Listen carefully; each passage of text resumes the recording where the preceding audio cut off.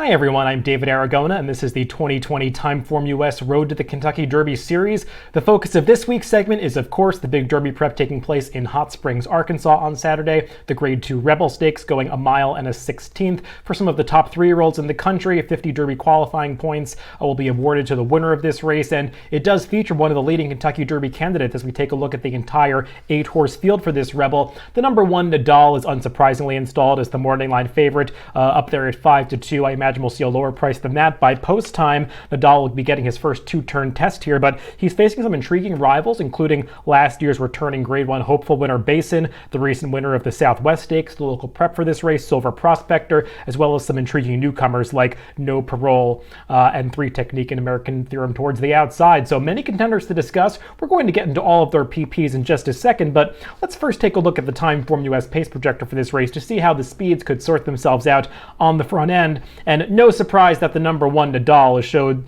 on the lead in this race, along with the number 5 No Parole. Both of these horses are coming out of sprint races. Both of them have shown speed in those races, so I don't think it's any surprise that they would be towards the front end in this race. We'll see if one of them asserts themselves on the front end, or if they hook up in the early going. The number 8 American Theorem is projected to be stalking them, and we could see the Steve Asmussen duo of Basin and Silver Prospector rallying from just off the pace. The pace projector is characterizing this as a fast-paced situation. We'll see if that really materializes, because Nadal and No Parole I think would have to hook up on the front end for that to actually come to fruition, and that remains to be seen how the riders choose to put into effect those tactics. So let's move on to Nadal's PPs and look at his last race in the San Vicente. He won very impressively, going 7 furlongs in his stakes debut that race, winning by 3/4 of a length over the proven sprinter Ginobili. Notably, Storm the Court, who was 4th in this race, did come back last weekend to finish 3rd in the San Felipe, actually improving his speed figure a little bit. So a good performance, validating the speed figure and final time of this San Vicente. I basically liked what I saw from Nadal in this race. He sustained some pace pressure on the front end, something he didn't really have to do in his debut, and he pulled away in the stretch. Did it in workmanlike fashion, not quite so impressively as he did first time out, but he was beating a better field, and you see he actually improved his TimeformUS speed figure last time up to a 120 from the 115 that he got in his debut. The big question for Nadal in this race is not his ability, because he comes in as one of the fastest horses in this race. It's really the distance. He's a son of Blame, and Blame can obviously get runners that do anything, run long or short on dirt or turf. On the dam side pedigree, it does give some confidence that he might be able to get this distance. His second dam lends a lot of stamina to this family. His dam's actually a half-sister to Soul Search, who I believe was a stakes-winning router on the dirt. So while this dam hasn't had a ton of production that suggests that stamina will be coming from her directly, there is plenty of stamina influences in this deeper female family for Nadal. The one thing that gives me some cause for pause, though, with Nadal is that Bob Baffert's statistics, taking blinkers off in graded stakes races, if you look them up in Formulator, blinkers off in graded stakes on the dirt over the past 5 years, he's just 3 for 17. That's 18%, which is low for Bob Baffert, and the ROI is a paltry 60 cents on a $2 wager. So I'm a little bit concerned about that odd move to take the blinkers off Nadal in this race, but he is unquestionably the horse to beat. Let's move on to one of that Steve Asmussen pair, the number 4 Silver Prospector. He is the most experienced member of this field, coming in with 8 prior career starts. He is coming off that victory in the local prep for this race, the Southwest, and we'll take a look at him coming through the stretch of this race. He got an absolutely perfect trip in the Southwest, unlike in his prior start in the Smarty Jones, where he was always out of position and couldn't really make the move at the right point in time. Ricardo Santana had him much more aggressively placed in the early going. He was up in behind the leaders, moving down the backstretch. He seamlessly advanced into contention and moving around the far turn, and the Red Sea just parted for him at the top of the stretch. He came through and wins this race in pretty easy fashion over Wells Bayou, who ran a bang-up race to be second here. The speed figure obviously came back very fast, a 97 Beyer, a 118 TimeformUS speed figure. That puts him nearly right on par with the numbers that Nadal is running. So Silver Prospector, having already achieved that level at this distance, becomes pretty formidable to Nadal in this race. We'll just see if he works out as favorable of a trip this time. And also, he's a horse who is basically fully exposed at this point, whereas some others might still have some room for improvement, including that other favorite, Nadal. So I'm definitely respecting Silver Prospector in this race. I just think that there are some others that might offer some better value.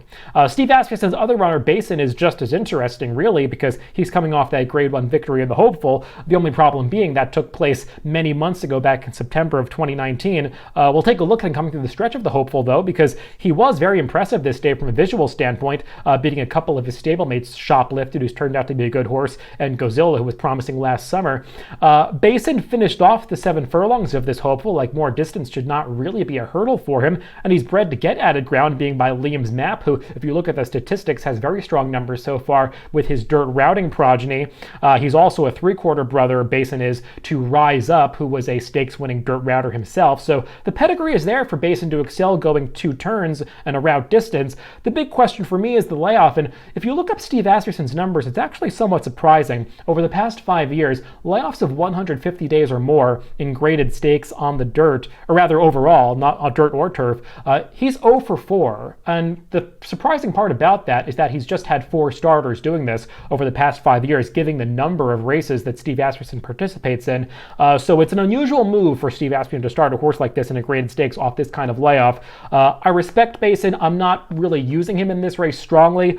He'll be mostly on backup tickets for me because I think there are better options from a price standpoint, but I'm not going to be surprised if he turns out to be one of the top 3-year-olds. Let's go on to one of those horses that's stretching out in distance, the number 5, No Parole. This is a horse who's turned a lot of heads from a visual standpoint in his races because he's won by some large margins. We'll just take a look at his last race in the Premier Prince at Delta Downs when he won by over 6 lengths. That's actually by far the smallest margin that he's won by in any of his races. He won by double digits in both of his prior starts at the fairgrounds sprinting. He did stretch out to the mile in this Premier Prince, but he was not facing very strong competition, and his speed figure actually dropped off quite a bit from triple-digit TimeformUS speed figures to a 97 in this race. You might say that he wasn't all out to win, and he won fairly comfortably, but still, he's got more of a sprint pedigree on the dam side, not really bred to keep getting better with added ground. He's going to have to deal with Nadal on the front end. I just think that there are too many hurdles for No Parole to overcome, so I'm looking elsewhere. The number 6, 3 Technique, I think is a perfectly viable option. 3 Technique is coming into this race off a bit of a layoff.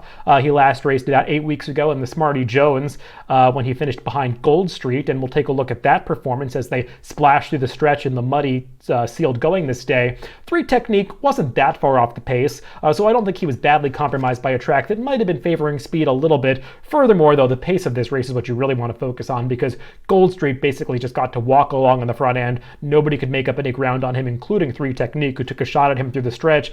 I did think 3 Technique did well to separate himself from the rest of the field in the late stages. He handled his first 2-turn test without real issue, and he's bred to get more ground. I mean, he's by Mr. Speaker, that Belmont Derby winner, going 1.25 miles on the turf, and he's a half-brother to Stan the Man, who's a stakes winner going as far as 1.125 miles on the dirt. So I don't think distance is going to be a real question for 3 Technique. It's just a matter of whether he can run a faster race, because his top TimeformUS speed figure to date of 104 isn't going to get the job done here. He is a horse, though, that still has some upside, and he's likely to work out a decent trip from just off the pace. So I'm definitely using 3 Technique, though my top pick in this race is the number 8, American Anthem. Going for a bit of value here, and I think American Anthem is a horse that could take a step forward first off the layoff in this Rebel, because he really did show a lot of promise in California last year as a 2-year-old. He was pretty green in his debut at Del Mar last summer, racing in behind horses in traffic for much of the race, and he exploded through once he finally found a clear seam to run through that day. But we'll take a look at his most recent start when he was second to 8 rings in the American Pharaoh last September at Santa Anita. I thought this was a solid performance for his first 2-turn test. He does get tired at the end of this race, but he keeps a good distance between himself and the rest of the field as he holds on for second. That's Storm the Court, the eventual Breeders' Cup Juvenile winner, is going to finish 3rd behind him in this race, so the form of that American Pharaoh has really held up over time. And American Theorem now is coming off a significant layoff into this race, and that is a concern, but his trainer, George Papramadou, no, I'm not pronouncing that right, doing my best there, has decent numbers coming off layoffs, off 100 to 240 day lays. He's just 3 for 19, but he's had a number of horses finish 2nd and 3rd in that sample at prices, so I think American Theorem could take a step forward. And I've watched a couple of his recent workouts on XBTV just to see how he's training into this race, and he looks like a 3-year-old that's really grown up from his 2-year-old season. Just love the way that he's training into this race, and I think he's going to work out a perfect trip stalking those 2 speeds, No Parole and Nadal. So I'm going to take a shot in this Rebel with American Theorem at a price, hoping to get around 6 or 8 to 1 on him, close to his morning line price. I think that would be fair. So it's going to be 8, 1, 4, 6 for me in this Rebel. I'll mostly use American Theorem and the favorite Nadal over Silver Prospector and 3 Technique.